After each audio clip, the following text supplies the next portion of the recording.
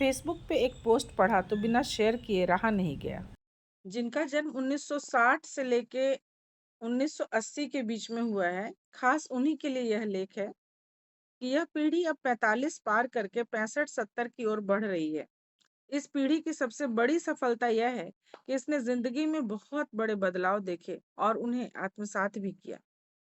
1, 2, 5, 10, 20, 25, 50 पैसे देखने वाली यह पीढ़ी बिना झिझक मेहमानों से पैसे ले लिया करती थी।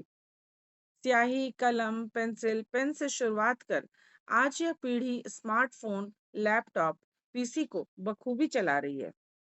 जिसके बचपन में साइकिल भी एक विलासिता थी, वही पीढ़ी आज बखूबी स्कूटर और कार चलाती है।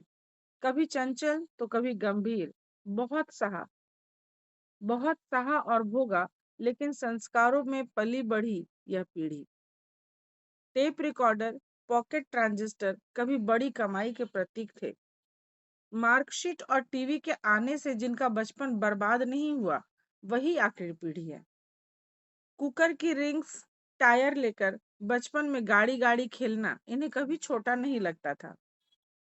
सलाई की जमीन को गाड़ते जाना, ऊन ऊन से जो बुनाई करते हैं ना, कांटा, सलाई को जमीन में गाड़ते जाना यह भी खेल था और मजेदार भी।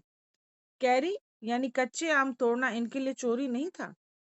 किसी भी वक्त किसी के भी घर की कुंडी खटखटाना गलत नहीं माना जाता था। दोस्त की माँ ने खाना खिला दिया, इसमें कोई उपकार का भाव नहीं था। और उसके पिताजी ने डांटा, इसमें कोई भी ईर्ष्या नहीं थी। यही आखिरी पीढ़ी थी। हाँ, किसी के भी फादर हो, यदि बड़े हैं तो डांट दिए। इससे कोई फर्क नहीं पड़ता था कि उसके पापा ने डांटा कि किसके पापा ने डांटा। तो यही आखिरी पीढ़ी थी। कक्षा में या स्कूल में अपनी बहन से भी मजाक में उल्टा सीधा बोल देने वाली पीढ़ी। 2 दिन अगर कोई दोस्त स्कूल ना आया तो स्कूल छूटते ही बस्ता लेकर उसके घर पहुंच जाने वाली पीढ़ी। किसी भी दोस्त के पिताजी स्कूल में आ जाएं तो मित्र कहीं भी खेल रहा हो, दौड़ कर उसे जाकर खबर देना, तेरे पापा आ गए हैं, चल जल्दी। यही उस समय की ब्रेकिंग न्यूज थी। लेकिन मोहल्ले में किसी भी घर में कोई कार्यक्रम हो तो बिना संकोच, बिना विधि निषेध काम करने वाली पीढ़ी।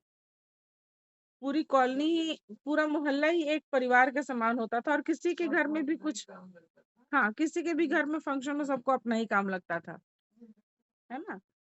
तो कपिल, सुनील गावस्कर, वेंकट, प्रसन्ना की गेंदबाजी देखी, Pete Sampras, Bhupathi, Steffi Graf, आगासी का टेनिस देखा, राज, दिलीप, धर्मेंद्र, जितेंद्र, अमिताभ, राजेश खन्ना, आमिर, सलमान, शाहरुख, माधुरी, इन सब पर फिदा रहने वाली यही पीढ़ी। पैसे मिलाकर भाड़े पर वीसीआर लाकर 4-5 फिल्में एक साथ देखने वाली पीढ़ी। लक्ष्या अशोक के विनोद पर खिलखिलाने वाली, हंसने वाली, नाना, ओमपुरी, शबाना, स्मिता पाटिल, गोविंदा, जग्गू दादा, सोनाली जैसे कलाकारों को देखने वाली पीढ़ी। अब आगे देखिए क्या कहता है कि शिक्षक से पिटना, आजकल कितना कानून हो गया है कि शिक्षक जोर से, मतलब पीटना तो दूर, बहुत दूर, जोर से बोल भी नहीं सकता है, डांट भी नहीं सकता है, इतनी बंदिशें लग गई हैं कि शिक्षक से पिटना, इसमें कोई बुराई नहीं थी। बस डर यही रहता था कि घर वालों को ना पता चले, वरना वहां भी पिटाई होगी। शिक्षक पर आवाज ऊंची ना करने वाली पीढ़ी। चाहे जितना भी पिटाई हुई हो, दशहरे पर उन्हें सोना अर्पण करने वाली। और आज भी, कहीं रिटायर्ड शिक्षक दिख जाएं तो निसंकोच झुककर प्रणाम करने वाली पीढ़ी। कॉलेज में छुट्टी हो तो यादों में सपने बुनने वाली पीढ़ी। ना मोबाइल, ना एसएमएस, ना व्हाट्सएप, सिर्फ सिर्फ मिलने की आतुर प्रतीक्षा करने वाली पीढ़ी। पंकज उदास की गजल, तूने पैसा बहुत कमाया, इस पैसे ने देश छुड़ाया, सुनकर आंखें पोंछने वाली पीढ़ी। दिवाली की 5 दिन की कहानी जानने वाली। लिव इन तो छोड़िए, लव मैरिज को भी बहुत बड़ा डेयरिंग समझने वाली। स्कूल कॉलेज में लड़कियों से बात करने वाले लड़के भी एडवांस कहलाते थे। फिर से आंखें मूंदे तो वो 10, 20, 80, 90, वही सुनहरी यादें। गुजरे दिन तो नहीं आते, लेकिन यादें हमेशा साथ रहती हैं। और यह समझने वाली समझदार पीढ़ी थी कि आज के दिन भी कल की सुनहरी यादें बनेंगे। हमारा भी एक जमाना था, तब बालवाड़ी यानी कि प्ले स्कूल जैसा कोई कॉन्सेप्ट नहीं था। 6-7 साल पूरे होने के बाद ही सीधे स्कूल भेजा जाता था। अगर स्कूल ना भी जाए तो किसी को कोई फर्क नहीं पड़ता। आज बच्चा स्कूल ना आए तो अटेंडेंस का प्रॉब्लम, लेटर जाना, क्यों नहीं आ रहा है, क्या रीजन है ना, दिमाग खराब। हाँ, पढ़ाई में थोड़ा-सा बहुत ज़्यादा कहते हैं ना पैराफर्नेलिया चीज़ हो जाना, बच्चे का बचपना छिन गया। तो ना साइकिल से, ना बस से भेजने का रिवाज था। ना साइकिल से, ना बस से भेजने का रिवाज था। बच्चे पैदल ही चले जाता था। बच्चे अकेले स्कूल जाएँ, कुछ अनहोनी होगी, ऐसा डर माता-पिता को कभी नहीं हुआ। हम लोग को भी याद है, हम लोग भी पैदल ही स्कूल जाते थे और आपको बताते हैं कि हम लोग जिस रास्ते से स्कूल जाते थे, उस रास्ते में कब्रिस्तान हुआ करता था। कोई डर नहीं लगता था। हाँ, हाँ, हाँ। गुरु नानक स्कूल में जब थे, तब की बात बताते हैं। तो पास फेल यही सब चलता था। प्रतिशत से हमारा कोई वास्ता नहीं था। कोई पास हुआ, कोई फेल हुआ, परसेंटेज का कोई चक्कर नहीं, किसको कितना परसेंट आया, नहीं आया। ट्यूशन लगाना शर्मनाक माना जाता था, क्योंकि यह ढीठ कहलाता था। किताबों में पत्तियां और मोर पंख रखकर पढ़ाई में तेज हो जाएंगे, यह हमारा दृढ़ विश्वास था।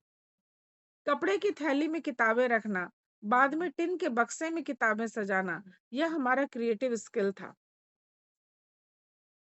हाँ, हम लोगों के टाइम में बक्सा था, थैला में तो नहीं ले गए बट बक्सा में ले गए थे। हर साल नई कक्षा के लिए किताब कॉपी पर कवर चढ़ाना, यह तो मानो वार्षिक उत्सव होता था। साल के अंत में पुरानी किताबें बेचना और नई खरीदना, हमें इसमें कभी शर्म नहीं आई।